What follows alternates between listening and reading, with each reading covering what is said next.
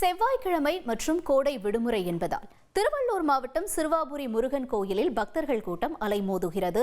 இதுகுறித்தான கூடுதல் தகவல்களை செய்தியாளர் பாஸ்கர் வழங்கிட கேட்போம். பாஸ்கர், வணக்கம். இப்ப பக்தர்களுடைய வருகை அதிகரிப்பாக இருக்கிறதுனால என்னென்ன பாதுகாப்பு ஏற்பாடுகள் அவர்களுடைய வசதிக்காக செய்யப்பட்டிருக்கு? முழு விவரங்கள் என்ன?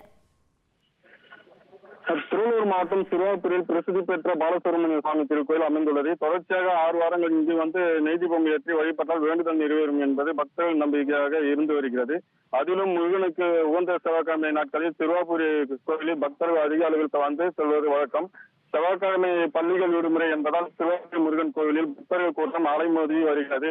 திருவள்ளூர் மாவட்டம் அல்லாது சென்னை உள்ளிட்ட பல்வேறு ஊர்களில் இருந்து ஏராளமானோர் இங்கு சாமி தரிசனம் செய்து வந்துள்ளனர். பொது தரிசனம் 50 ரூபாய் மற்றும் 100 ரூபாய் கட்டண தரிசனம் என அனைத்து வரிசைகளிலும் பக்தர்கள் கூட்டம் அதிகமாக காணப்படுகிறது. சுட்டரிக்கும் வெயிலும் பொருட்படுத்தாமல் கோயிலுக்குள் வெளியே நீண்ட வரிசையில் காத்திருப்பு மண்டபம் வழியே கோயிலுக்குள் சுமார் 3 மணி நேரம் காத்திருந்து பக்தர்கள் சாமி தரிசனம் செய்து வருகின்றனர்.